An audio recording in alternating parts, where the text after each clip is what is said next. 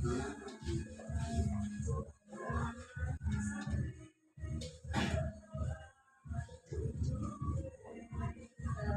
terima kasih Bapak Ibu sudah berkumpul di sini.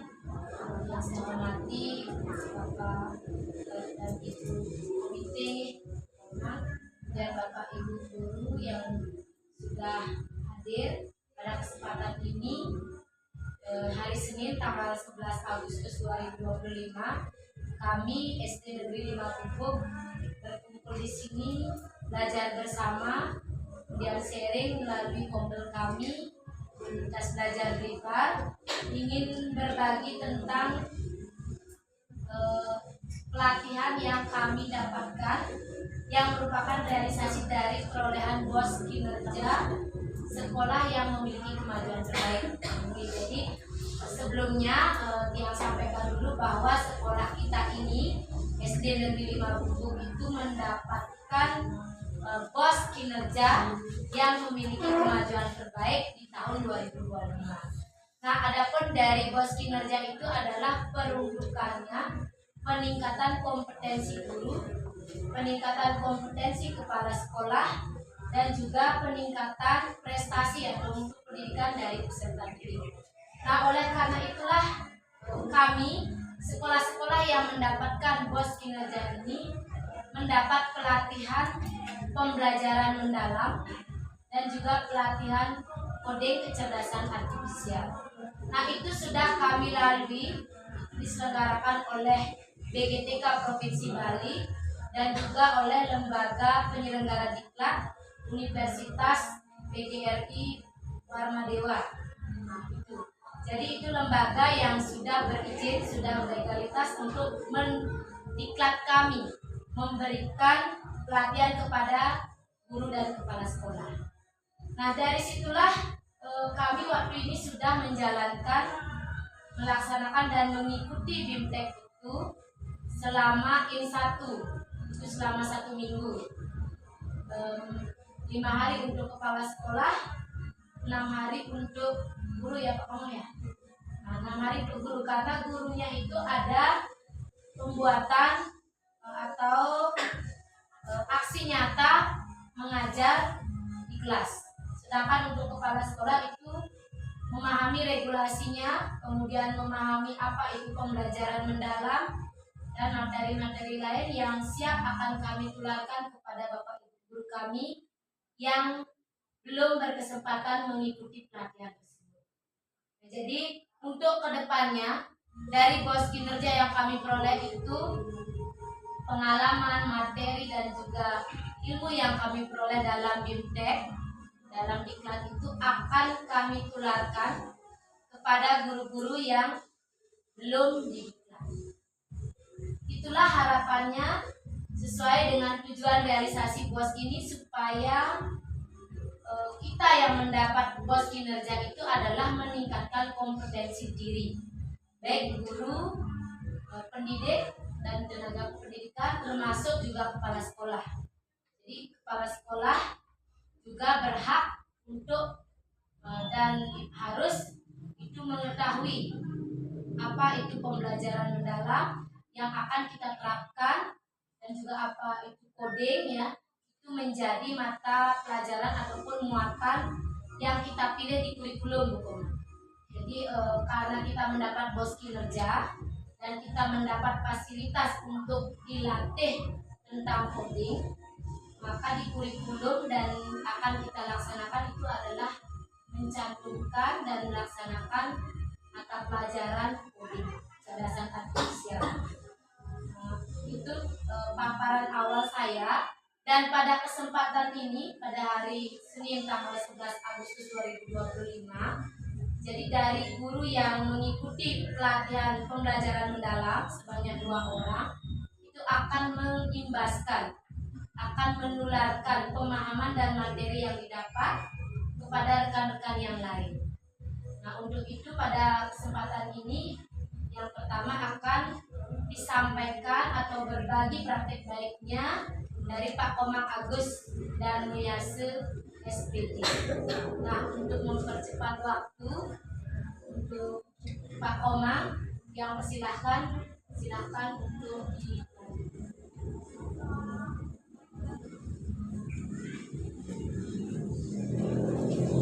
Ya, terima kasih untuk Ibu Kepala Sekolah yang saya hormati, Ibu Komite, saya hormati juga Bapak Ibu Dewan Guru dan pegawai yang saya hormati juga.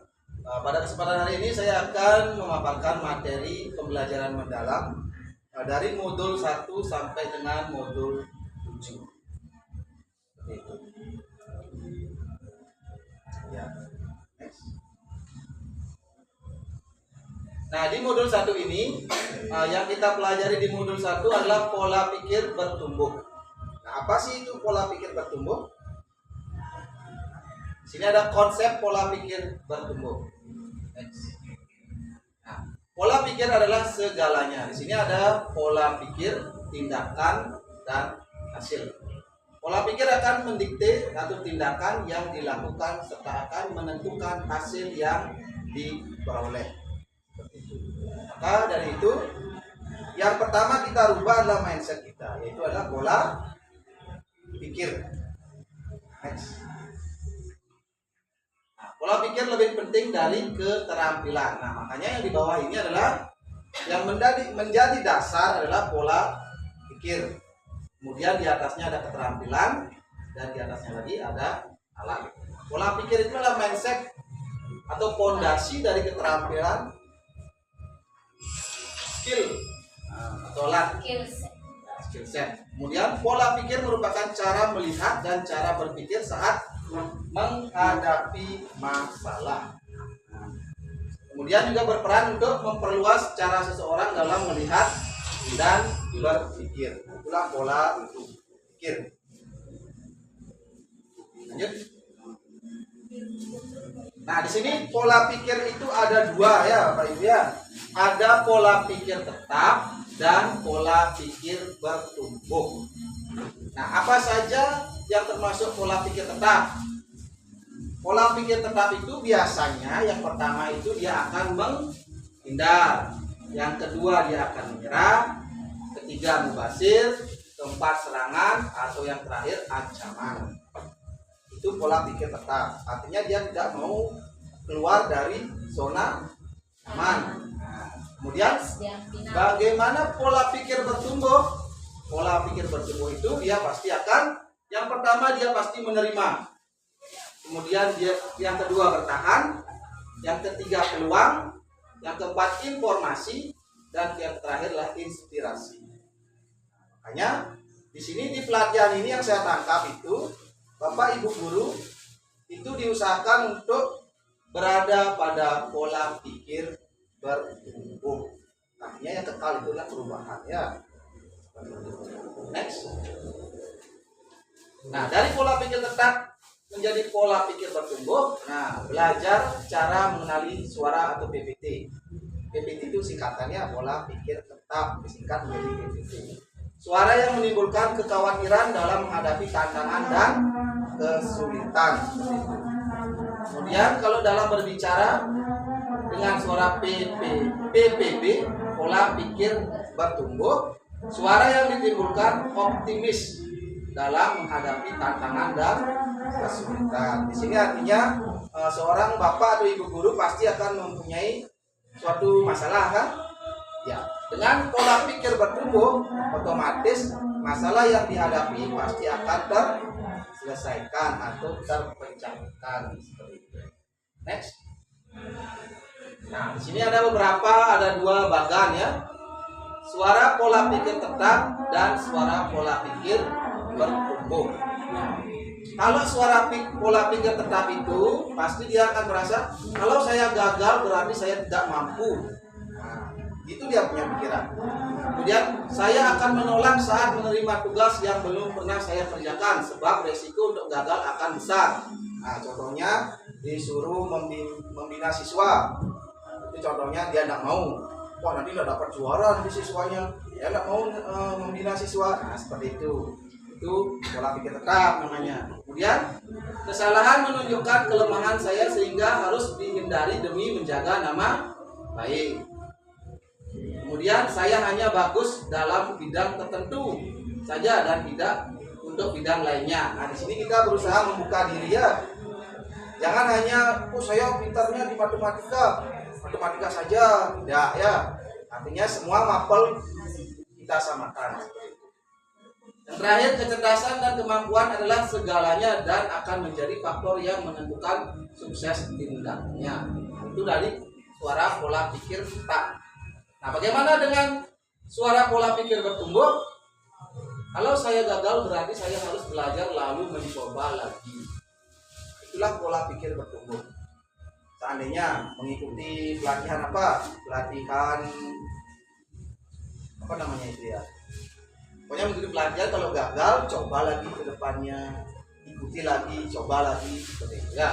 Kemudian selanjutnya saya akan menerima pekerjaan yang belum pernah saya kerjakan sebab ini adalah peluang untuk belajar dan mengembangkan potensi diri. Nah, ini contohnya seperti pelatihan. Nah, nanti Ibu Kepala Sekolah memerintahkan saya umpamanya untuk mengikuti PM. Apakah saya menolak atau saya mengiyakan? Menerima atau saya menolak? Kalau pola pikir bertumbuh, ya pasti saya akan menerima. Kalau pola pikir saya tetap, saya akan menolaknya. Ya. Kesalahan merupakan sebuah proses belajar dan peluang untuk meningkatkan potensi diri. Nah, artinya kita belajar itu tentunya ya dari kesalahan. Ya, nggak mungkin kita jalannya itu datar saja. Ya. Lanjut, saya bisa belajar apapun juga yang saya mau, termasuk hal-hal yang sangat sulit sekalipun. Ya, ini berani mencoba sesuatu yang sulit. Ya. Kemudian belajar dan berusaha adalah faktor kunci yang akan menentukan sukses tidaknya seseorang. Ya, tentunya kita sebagai guru pasti terus belajar dan belajar ya, karena perubahan itulah yang kekal ya. Next. Nah, di sini ada pujian pribadi dan pujian proses. Yang mana termasuk pujian pribadi? Kamu memang berbakat dalam matematika. Kamu pintar sekali. Kamu anak yang baik. Wow, kamu seorang seniman yang luar biasa. Kamu memang terlahir menjadi seorang penulis. Nah, itu pujian pribadi, itu personal. Nah, bagaimana kalau kita memuji secara proses? Nah, seperti anak-anak kan nggak mungkin kan baru dia gagal kamu jas langsung dia kamu tidak bisa, kamu ini. Nah, ya, kita pujilah proses itu ya. Seandainya murid itu tidak dapat juara umpamanya di dalam lomba, ya kita puji dengan cara prosesnya seperti itu ya. Kamu butuh materi matematika yang akan menantang otakmu, artinya membaca, mempelajari materi yang lebih banyak lagi terkait matematika. Ya, kamu telah menggunakan strategi yang tepat untuk menjawab soal ini. Dari soal-soal itu kamu lebih banyak menggunakan strategi atau cara-cara yang lain. Kemudian kamu patut diapresiasi untuk usahamu yang sangat baik.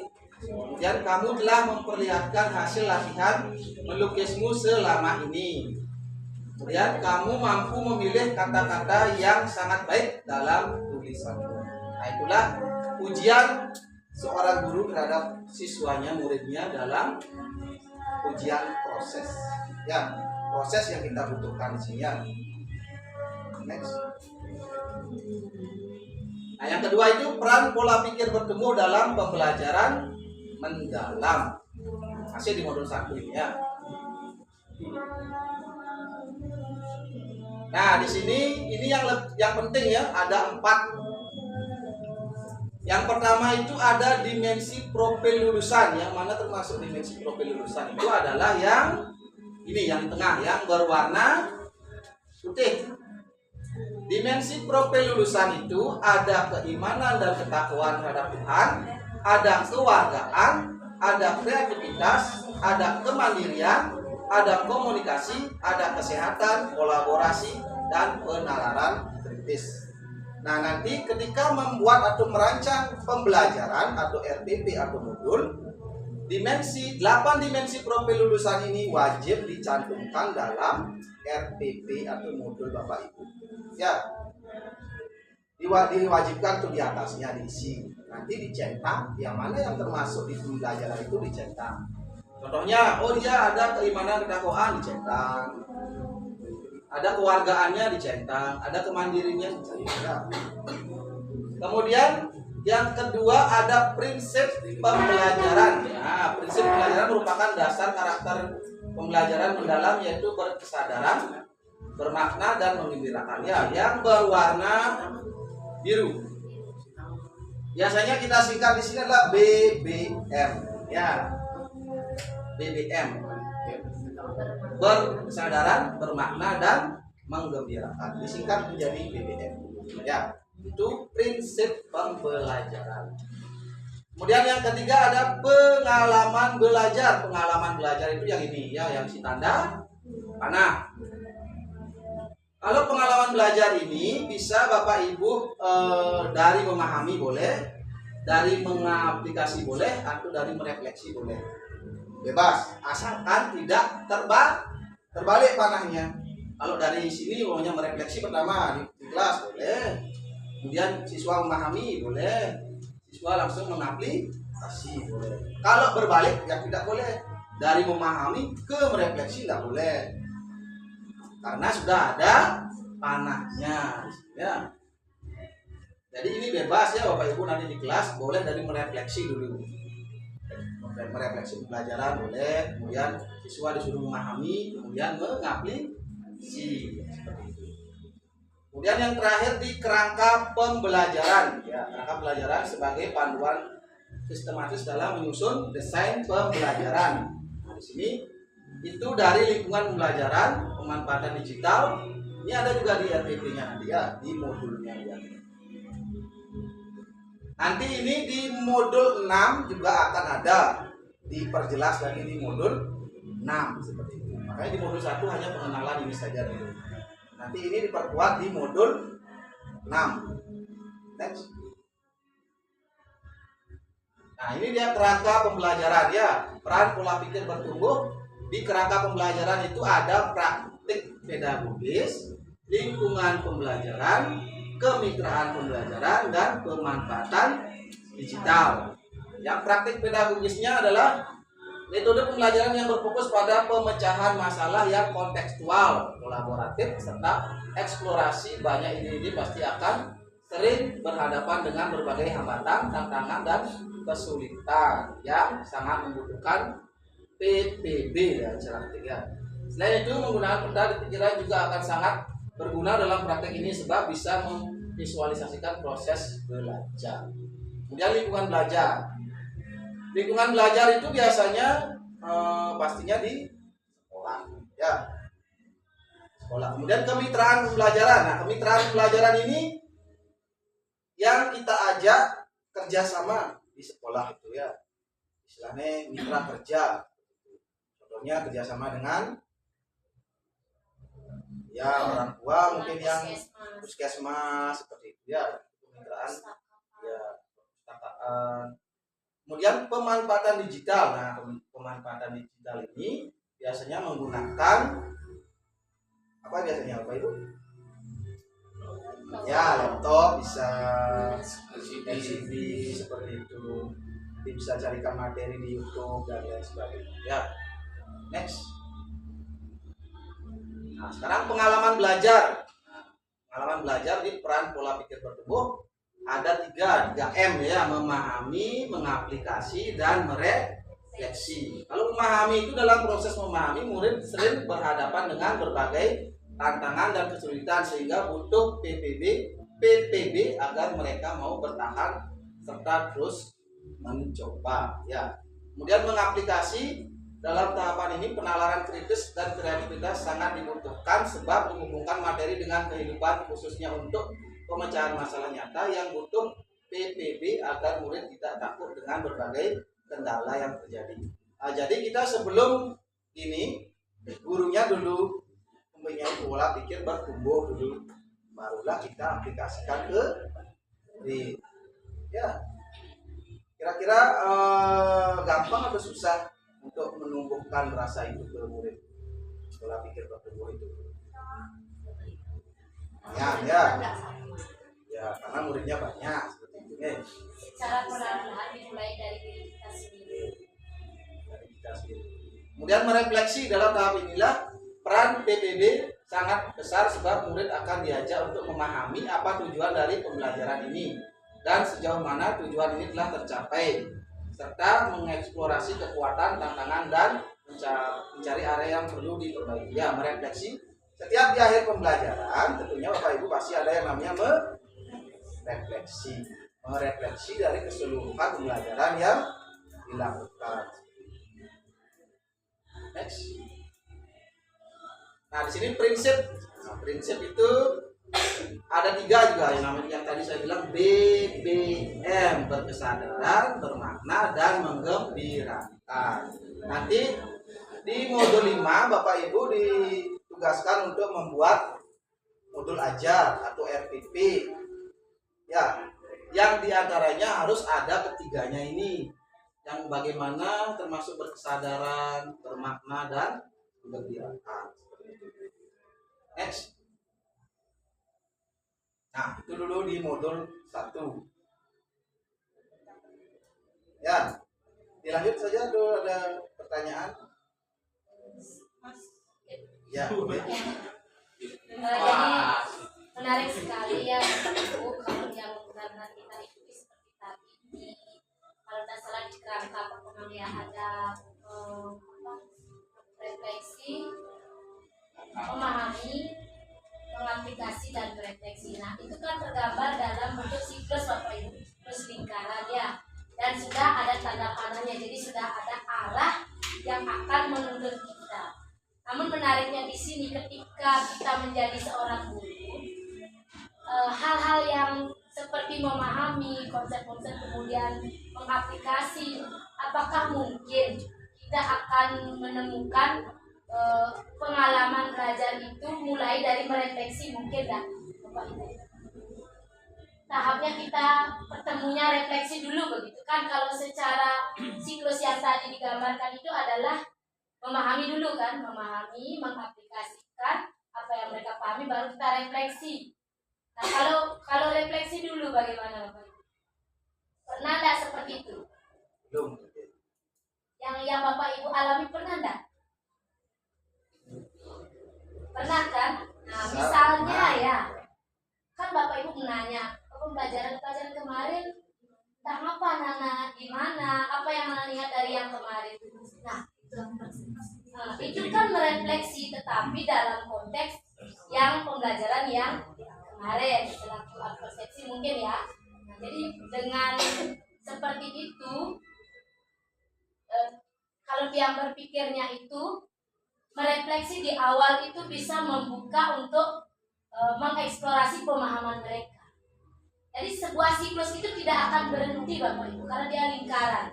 Seperti tadi Pak Komang jelaskan, asalkan kita tidak nabrak gitu ya. Dari memahami balik ke merefleksi ya. Refleksi dari yang kemarin, kemudian dia akan mengeksplor, memahami. Nah, setelah pemahaman konsep yang kita gali, otomatis kita akan menuntut siswa untuk mengactionkan, ya, mengaplikasikan. Contoh, mengukur luas persegi panjang. Kita ajak ke lapangan, kita ajak mengukur langsung dan sebagainya. Setelah mengukur, mereka mengumpulkan data, mengolah data. Itu sudah mengaplikasi. Nah, baru nanti kita bisa ke refleksi akhir. Dari awal sampai akhir mereka dapat hari ini itu apa. Itu siklus Bapak Ibu. Jadi tidak menutup kemungkinan Bapak Ibu itu tidak akan selalu menemukan di awal itu memahami. Bisa saja nanti dari refleksi kecil, kemudian muncul kita menggali pemahamannya hanya sedikit. Ketika kita anggap murid sudah memahami, langsung kita action prosesnya yang lain. Itu ya. Jadi yang sedikit sharing Pak Komang ya sama teman-teman. Hal itu sudah kita alami di lapangan, namun sekarang lah kita baru tahu ini di kerangka pembelajaran mendalam. Karena pembelajaran mendalam itu adalah barang baru buat kita. Jadi sebetulnya yang ada di modul 1 sampai 7 nanti itu sudah kita terapkan.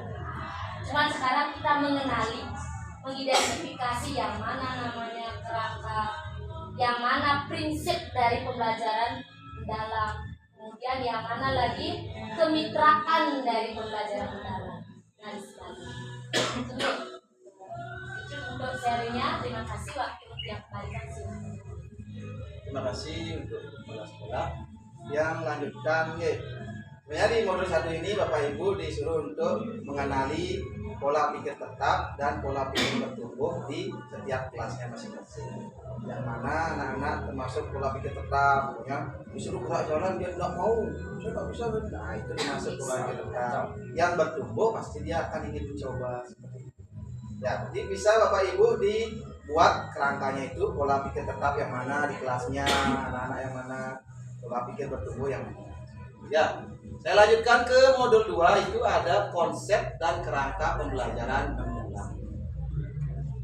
Nah, di sini pembelajaran mendalam menuju pendidikan bermutu untuk semua. Ya.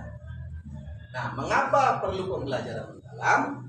Di sini melengkapi pendekatan pembelajaran dengan menambah ke karakteristik praktik pedagogi. Ya, di sini ada yang pertama itu keterlibatan, yang kedua berkesadaran, yang ketiga memuliakan, yang keempat pengembang budaya belajar, yang kelima pemanfaatan teknologi digital, dan yang terakhir multi interdisiplin ilmu pengetahuan. Nah, di sini yang pertama itu keterlibatan, tentunya guru membangun keterlibatan peserta didik sebagai subjek belajar untuk memperoleh pengalaman belajar yang bermakna. Artinya di sini kita libatkan murid, tidak hanya satu berfokus pada satu arah, ya. Murid juga ikut terlibat. Murid dengan guru, guru dengan murid. Kemudian yang kedua berkesadaran. Guru lebih dapat membangun kesadaran peserta didik untuk menjadi pembelajar yang aktif, termotivasi secara intrinsik untuk belajar, serta aktif mengembangkan strategi belajar untuk mencapai tujuan. Artinya kita menyadarkan murid bahwa apa sih guna kita belajar ini dengan di tujuan pembelajaran nanti ada di sini, ya. Di RPP atau modul Bapak Ibu kan masih ada tujuan pembelajaran, apa yang ingin dicapai seperti itu, ya. Makanya harus saya setiap hari bilang sama murid agar dia itu sadar untuk belajar, ya. Jangan hanya duduk, dengar, diam. Nah, itu yang bahaya sebenarnya. Kalau disuruh baca nggak bisa, ya. Ya, itu udah menyadarkan dirinya, itu yang susah. Kemudian yang ketiga memuliakan. Guru dan peserta didik lebih sering menghargai dan menghormati potensi, martabat dan nilai-nilai kemanusiaan. Ya, jadi di sini kita selalu menghargai murid meskipun dia tidak pintar di matematika, tapi dia bisa di kesenian, mungkin gambar, bernyanyi. Jangan sampai kita melepas potensi-potensi yang ada pada murid. Kemudian pengembang budaya belajar. Guru lebih dapat mengembangkan kreativitas dan berinovasi dan melibatkan peserta didik dalam mengembangkan pengalaman belajarnya. Nah, di sini tentunya kreativitas, di sini tuntutan guru untuk di kreativitasnya, ya, agar murid itu lebih senang dalam apa? Ya, mengikuti pembelajaran. Ya, makanya kesiapan belajar itulah penting di awal pembelajaran. Ada yang anak-anak yang kinestetik, ada yang visual, ada yang auditori, seperti itu, ya. Karena setiap murid itu berbeda-beda dia. Ada yang cuma mendengar aja, dia mendengar bisa dia hafal. Ada yang hanya melihat gambar, dia ngerti, oh ini gambar ayam, memiliki 2 ekor, 2 kaki. Yang kinestetik mungkin saja dia bisa seperti puzzle, ya, menempel-nempel gambar, mana sayapnya. Pemanfaatan teknologi digital, nah tentunya di sini saya tahu Bapak Ibu guru itu sudah sangat mahir dalam melakukan teknologi digital, ya. Itu handphonenya kan smartphone itu, udah handphone yang pintar itu. Ya. Kemudian interdisiplin ilmu pengetahuan. Guru dan peserta didik lebih dapat menerapkan multi interdisiplin ilmu pengetahuan dalam proses pembelajaran. Next.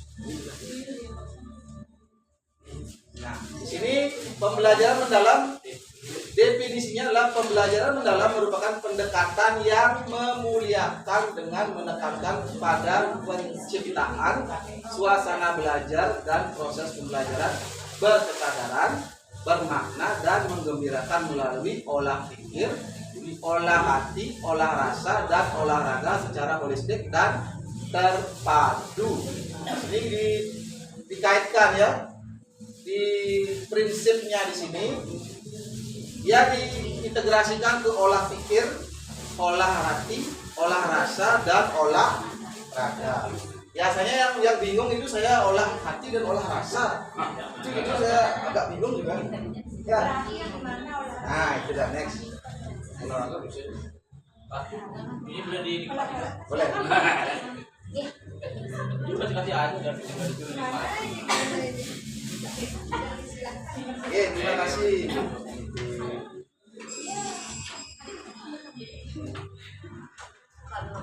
Nah, di pembelajaran mendalam ini ada yang namanya memuliakan. Dalam pembelajaran mendalam, semua pihak yang terlibat saling menghargai dan menghormati dengan mempertimbangkan potensi, martabat, dan nilai-nilai kemanusiaan. Ya, di sini makanya ada pembelajaran mendalam BBM, kesadaran, bermakna, menggembirakan. Di sini disingkatkan dengan olah pikir, olah hati, olah rasa, dan olah raga.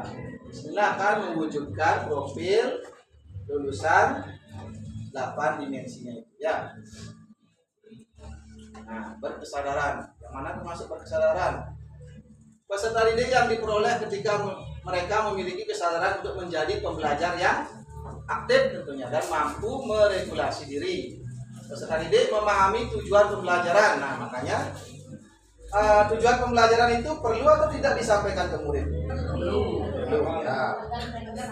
Oke. Jadi intinya adalah yang kita capai pembelajaran bahasa Indonesia hari ini adalah ini seperti itu ya. Kemudian bermakna, peserta didik dapat merasakan manfaat dan relevansi dari hal-hal yang dipelajari untuk kehidupan. Peserta didik mampu mengkonstruksi pengetahuan baru berdasarkan pengetahuan lama dan menerapkan pengetahuannya dalam kehidupan nyata. Terakhir, menggembirakan. Pembelajaran yang menggembirakan merupakan suasana belajar yang positif, menyenangkan, menantang, dan memotivasi. Peserta didik merasa dihargai atas keterlibatan dan kontribusinya pada proses pembelajaran. Jadi kita libatkan dia ya, jangan hanya kita kayak dalang itu ya, jadi kita libatkan dia seperti itu. Next. Nah, di sini dia ada olah pikir, olah hati, olah rasa, dan olah raga. Olah pikirnya itu merupakan proses pendidikan yang berfokus pada pengasahan akal budi dan kemampuan kognitif ya, pikiran ya, pengetahuan ya. Seperti kemampuan untuk memahami, menganalisa, dan memecahkan masalah. Ya, itu termasuk olah pikir. Kalau olah hati adalah proses pendidikan untuk mengasah kepekaan batin, membentuk budi pekerti, serta menanamkan nilai-nilai moral dan spiritual. Nah, ini contohnya apa kira-kira? Ada sesuatu yang manis, sangat Respect. Ya. Ya, merespon, respect, ya, empati dari saya. Kemudian olahraga, olah rasa dulu. Sebagai proses pendidikan yang bertujuan untuk mengembangkan kepekaan estetika, empati. Oh, ternyata empati di sini. Ya, ternyata di sini. Olah rasa itu dia ke empati. Peka dia. Kalau olah hati berarti dia budi pekerti. Misalnya ada temannya dia segera menolong tanpa dikasih tahu. Kemudian terakhir, olahraga merupakan bagian dari pendidikan yang bertujuan untuk menjaga dan meningkatkan tentunya kesehatan fisik. Ya, di sini ya, makanya ada senam yang namanya 7 kebiasaan anak Indonesia hebat. Ya, next. Hebat dan kuat. Nah, itu dulu di modul 2 ya. Lanjut saja ya. Bisa dipahami Pak. Ya.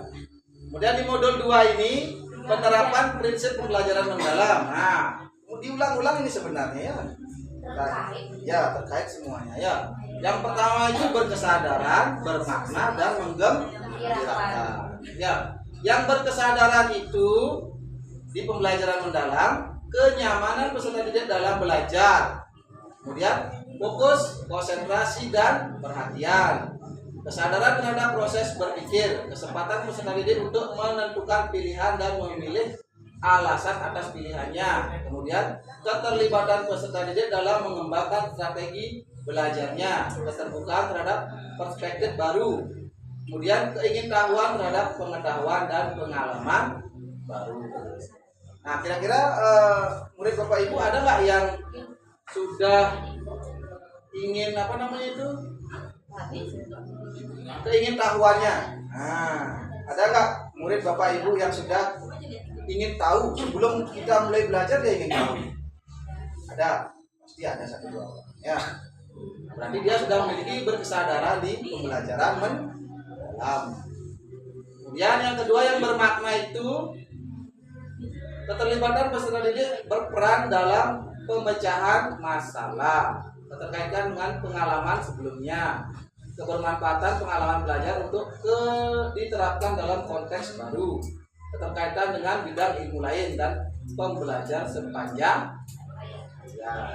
Kemudian yang menggembirakan itu lingkungan pembelajaran yang interaktif, kemudian aktivitas pembelajaran yang menarik minat dan rasa ingin tahu, menginspirasi, tantangan yang memotivasi tercapainya keberhasilan belajar. Nah, aha moment. Yang mana namanya aha moment? Tercapainya keberhasilan. Ketika siswa ternyata belum ada gini, nah, itulah aha moment. Nah, dia sudah, nah itu dia. Oh ini. Oh itu orang ini. Pak. Momen itu yang mereka Berkesan, momen yang berkesan ini. Momen yang berkesan. Kamu mulai rasakan ini. Ternyata Yuli sangat cantik. Oh, baru saya tahu Pak. Nah, seperti itu. Itu yang namanya aha moment ya. Yuli gak pernah olah hati, olah rasa. Waduh. sekarang dia akan belajar. Kemudian memberikan ruang untuk prakarsa kreativitas sesuai dengan bakat, minat, dan perkembangannya. Ya, biasanya di sini ya di bakat dan minat belajar siswa ini kita di awal pembelajaran biasanya itu yang tadi saya bilang, yang kinestetik, yang audio, visual, yang ya. Lanjut. Nah, pengalaman belajar ya yang tidak tadinya. Pengalaman belajar dilakukan secara bertahap untuk mencapai level pembelajaran mendalam. Nah, di sini kalau kita melalui merefleksi terlebih dahulu, tentunya diregulasi diri ya. Kemudian memahaminya, pengetahuan esensial, pengetahuan aplikatif, dan pengetahuan nilai dan karakter itu termasuk ke memahami ya. Kalau mengaplikasi tentunya pendalaman pengetahuan. Lanjut next. Nah di sini menggunakan yang namanya taksonomi Solo. Nah, apa sih taksonomi Solo? Sebelumnya kan taksonomi Bloom. Nah taksonomi Bloom itu taksonomi Solo dulu ya. Apa sih itu taksonomi Solo? Ada kepanjangannya itu ya. S-nya itu struktur of observed learning outcome. Nah, yang Big and Police tahun 1982. Yang taksonomi Bloomnya itu kan Anderson dan ya itu 2001. Taksonomi Solo ini menggunakan kerangka berpikir yang dirancang untuk mengevaluasi dan memahami tingkat kompleksitas dalam pembelajaran peserta didik. Di sini hampir mirip dia dengan taksonomi Bloom. Ada yang namanya memahami C1 sampai C6. Next, ya dari sana ya. Nah ini dia taksonomi Bloom kan dari mengingat, memahami, menerapkan, menganalisis, mengevaluasi, dan mencipta. Kalau di taksonomi Solo yang di pembelajaran mendalam itu, dia dari prastruktural, unistruktural, multistruktural, relasional, berpikir abstrak yang mendalam. Ya, sebenarnya mirip ya. Cuman ada pra saja dia. Ya, di pra di sini. Nah, makanya di pembelajaran pengalaman pembelajaran mendalam itu ada yang namanya 3M itu. Memahami, mengaplikasi, merefleksi. Ini deskripsinya ya. Next. Nah, pengalaman belajar pada pendekatan pembelajaran mendalam ini tentunya peserta didik dia mengamati, mengaplikasi, dan merefleksi dapat terjadi pada aspek pengetahuan, keterampilan, dan sikap. Nah, berikut contoh penerapannya ya. Yang merefleksi itu contohnya peserta didik mengaitkan fotosintesis dalam konteks yang lebih luas dan menyadari perannya terhadap isu nyata seperti ketersediaan pangan, perubahan iklim, dan sebagainya. Nah, contohnya di sini tentunya fotosintesis. Apa itu fotosintesis? Ya, nanti dia kaitkan dengan isu nyata yang ada seperti ketersediaan pangan. Bagaimana kalau tidak ada fotosintesis seperti itu? Apakah hasil ketersediaan pangan, perubahan iklim, dan sebagainya? Ya. Kemudian yang mengaplikasi, peserta didik menerapkan proses fotosintesis dan keterkaitannya dalam isu ketersediaan tanaman. Itu mengaplikasi ya. Memahami, peserta didik menjelaskan beberapa elemen yang terlibat dalam fotosintesis namun tidak dapat mengaitkan antara proses fotosintesis. Itu dia memahami. Hanya menjelaskan saja ya. Lanjut. Nah, sekian dulu di modul 3. Yang pas. Ya. Yang menarik di sana pasti ada yang menarik ya. Ya. Apa itu? Ya, itu yang baru. Ternyata sekarang acuan tuh kayak dua ternyata. Aku bang. Oke, kita next ke modul 4. Nah, di modul 4 ini ada asesmen dalam pembelajaran mendalam. Tentunya di RPP di modul ini nanti akan ada yang namanya asesmen. Lanjut. Nah, penilaian atau asesmen adalah proses pengumpulan dan pengolahan informasi untuk pengetahuan kebutuhan belajar dan capaian perkembangan atau hasil belajar murid. Asesmen dapat menggunakan beragam teknik dan atau instrumen penelitian yang sesuai dengan tujuan belajar. Ini menurut Permendikbud nomor 21 tahun 2022 ya. Nah, asesmen ini ada dua ya, asesmen penilaian formatif dan penilaian sumatif. Yang termasuk ke penilaian formatif itu ada dua. Ada asesmen as learning untuk refleksi diri murid dan refleksi proses pembelajaran ini yang setiap harinya. Ada juga asesmen for learning untuk perbaikan proses pembelajaran setiap harinya ya. Ada as learning dan for learning, itu formatifnya. Kemudian sumatifnya ini dilakukan atau disebut assessment of learning, mengukur capaian pembelajaran murid pada akhir pembelajaran atau di sumatif. Nah, sumatif di ulangan semester ini dia termasuk ya. Bapak Ibu bisa membuat tes lisan, tes tertulis, laporan, penilaian proyek, portofolio, dan lainnya. Ya, kalau yang di formatif itu bebas ya, bisa apa namanya itu, nih kayak ini, untuk classroom, observasi, dan lainnya. Ya, next. Nah, contoh teknik umpan balik. Nah, di sini apresiasi. Apresiasi itu tentunya pujian atas usaha yang dilakukan. Pernah nggak Bapak Ibu memuji murid? Dipuji atau diberikan hadiah? Ya. Kemudian saran, berikan saran untuk pengembangan. Perhatian, berikan komentar jika ada hal yang kurang sesuai atau kurang lengkap dan menjadi perhatian kita. Kemudian nilai, berikan komentar atas kekuatan yang terlihat. Klarifikasi, ajukan pertanyaan klarifikasi. Sebenarnya di modul 4 ini hanya yang ditekankan adalah asesmennya saja ya. Yang dua itu asesmen formatif dan asesmen sumatif. Ada dua dia yang ditekankan ya. Oke, lanjut. Nah, lanjut kita ke modul 5. Karena yang ditekankan itu hanya asesmen saja. Di modul 5 ada perencanaan pembelajaran mendalam. Nah, ini dia. Nanti Bapak Ibu akan praktik membuat RPP atau modul belajar. Next. Nah, ini dia. Perencanaan pembelajaran mendalam. Strategi implementasi pembelajaran mendalam. Nah, tentunya meliputi penggunaan beberapa strategi yang memiliki implikasi pada beberapa aspek pembelajaran. kurikulum, proses pembelajaran, asesmen, ekosistem. Peran guru, kepala sekolah dan pengawas, serta manajemen dan pengawasan.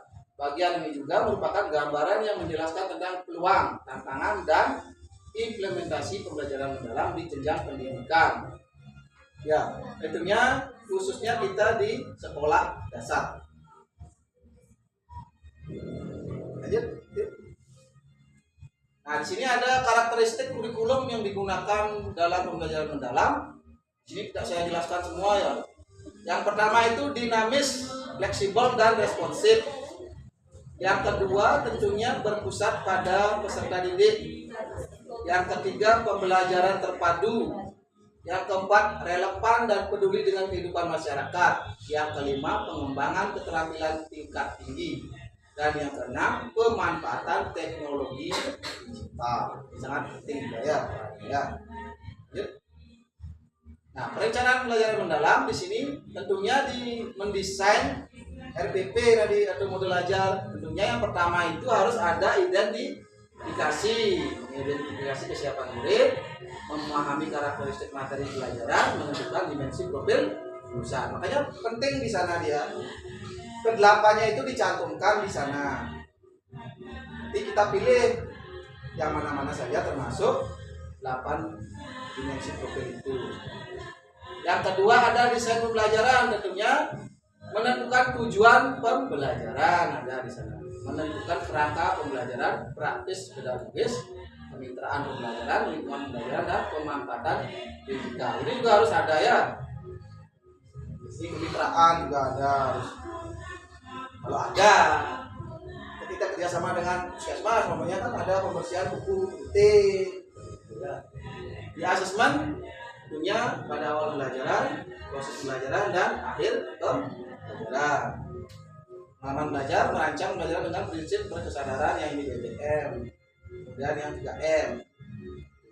Itu harus ada semua di RPP-nya ya. Susah harus gampang tuh ya kira-kira. Bisa. Ada triknya itu ya. Ada. Cari di mana?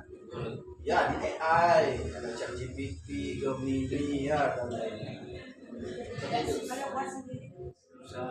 Ya sampai ngantri nanti. Ya desain pembelajaran di sini ada praktik pedagogis, kemitraan pembelajaran, lingkungan pembelajaran, dan pemanfaatan digital. Nah ini selalu diulang-ulang ya. Tentunya di RPP atau di modul ajar itu agar lengkap. Lanjut. Nah, bagaimana menerapkan prinsip PM dalam perencanaan? Tentunya tetap kita dituntut untuk berisi yang namanya berkesadaran, bermakna, dan menggembirakan. Nanti Bapak Ibu yang mana termasuk berkesadaran di pembelajaran matematika itu namanya, yang mana termasuk bermakna di pelajaran matematika itu dan menggembirakan seperti itu. Oke, lanjut. Nah, itu di modul 5. Di modul 5 ini kita action praktek sebenarnya. Praktek membuat RPP atau modul kerja yang terintegrasi dengan pembelajaran mendalam. Ya, next, lanjut. Pembelajaran mendalam menuju pendidikan bermutu untuk semua. Ya, lanjut. Mengapa perlu pembelajaran mendalam lagi? Nah, karena ada yang namanya keterlibatan, berkesadaran, memuliakan, pengembangan budaya belajar, dan pemanfaatan teknologi, serta multi interdisiplin ilmu pengetahuan. Jadi, makanya tadi saya bilang di modul 1 dan modul 6 itu mirip, cuma di sini kita lebih mendalam lagi. Ya, di modul 1 itu kita hanya mengenal saja sebenarnya. Di modul 6 ini kita lebih memahami lagi. Ya, masih sama seperti yang tadi. Nah, yang mana termasuk dimensi profil lulusan Bapak Ibu?